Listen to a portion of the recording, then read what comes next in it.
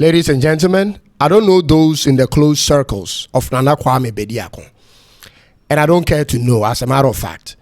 But I committed myself to advocating for him on my own, and I believe it's upon me to do this video in hope that he hears it and responds to the conversations on social media. I think he shouldn't have said what he said concerning those arrested by the police for demonstrating. And I want to draw his attention to a possible statement of correction as soon as possible. I watched 3 times to hear and understand his stance on the demonstrators and their arrest on his YouTube official page. And I must tell you, it was premature and uncalculated. I have also read through the many comments and seen the unwavering support for the same statement. But in addition to that, I have listened to the views of people on my live platform, and I feel the need to say this to him, Nana Kwame, and to those that stand with him. Nana, be mindful of what you say in the heat of events, because it may come out wrongly and has the potential of creating an image you don't plan to create. This is because there is a thin line between being called a violent protester and a peaceful protester. And on any given day, the government of the day, I mean the establishment and its systems, can be used to turn any type of protest into what they will term as a violent protest. The people that protested are saying for 3 months they alerted the police on their interest in demonstrating, and at the 11th hour an unknown tactic was deployed against them. This is not the first time it's happening, and I know that's not going to be the last time it happens. And it could even happen to you, the new force, the moment you become a real threat. If you didn't know before, let me inform you that normally, Nana, when protest begins, it's cordial and in line with rules until something goes wrong. This is why I think you made a mistake and said what you said, which is destroying a lot of the free work that has been done for you on social media. And I'm being honest. If you have a team reading through comments on different social media platforms, which I believe you have, they should by now already told you how bad the situation looks on the ground. Choosing to call them violent protesters was totally unnecessary because you weren't following up on the development of the protest as it began. This is my problem. Majority of the people you supplied the food and water to some months ago are the same people that were demonstrating and got arrested recently. And it's the same guys who are pushing your agenda on their platform, surprisingly. There is a way to go about this, since numbers is what matters in Ghana's elections.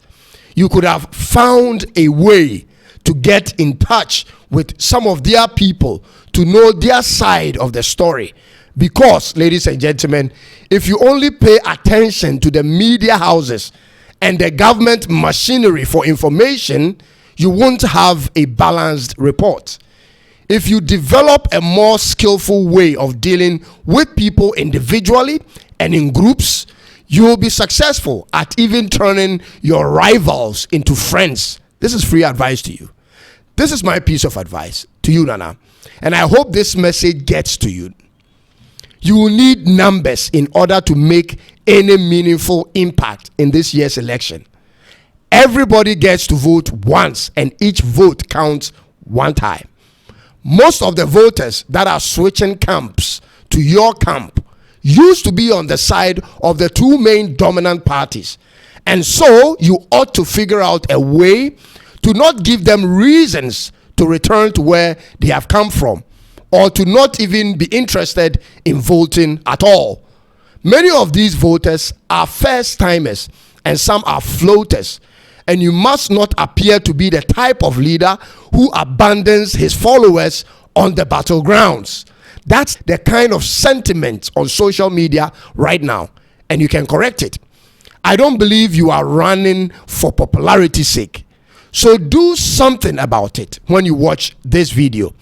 In addition to that, don't be misled to assume that a good manifesto and a promise of good things you will do is all that you need to be elected. Don't be misled. And you can ask Papa Kwesi Indum about this. It's not just about that.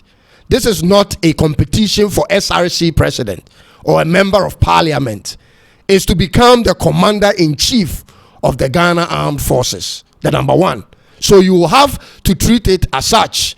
And so I'll urge you to not speak if you don't fully grasp what's happening, and rather choose to speak with full understanding whenever you have to speak. Saying that the protesters are sponsored by some politicians isn't necessary, Nana. And trust me, that could eventually happen to you. Today is another group and tomorrow may be yours. Demonstrations turning violent can happen to any group, no matter how best you try to keep a crowd in line. It is our constitutional right to demonstrate, and not because other countries do it. Every outcome is therefore factored into it. If you care about the people who have freely campaigned for you on their platforms, and you care about the numbers, then respond before it's too late, ladies and gentlemen. Remember this: people are watching to see whether you are a leader who listens or the type of leader who thinks you know it all. I love what you are doing and have directed many people onto your platform and to follow you. And I believe it's not late to tell the youth that if you choose to demonstrate, they should avoid provocations and riots and make it based on issues and leave out who is behind it. Leave that part of it. And by the way, you must take a stand backed by your solutions to the current levels of water pollution due to illegal mining in the country. You have to give us your stand. It is important people know exactly what your stance is and your plans to resolve it. And leave that part of who's behind it alone. That part isn't necessary, Kwame, because all the parties do it. At some point, the NDC does it, and the MPP does it when in opposition, and the new force may be next to do it. You'll never know. And when it happens, I'll tell you this: when it happens, you need people to come out. You need people. Don't shoot yourself, Nana. Don't shoot yourself in the foot, and don't kill the energy. Don't only listen to what your inner core people are saying. Get people on different platforms to feed you with divergent opinions on every subject before you come out with statements. And most importantly, don't waste all the effort people like myself have invested in you and your campaign. You may not know us, and we may not need to meet you in person, but we have freely committed to breaking the duopoly through your campaign and through you, and that shouldn't be underestimated. So do the needful, Nana Kwame, and respond to this message with a better message, if not an apology. I wish you all the best on your campaign trail.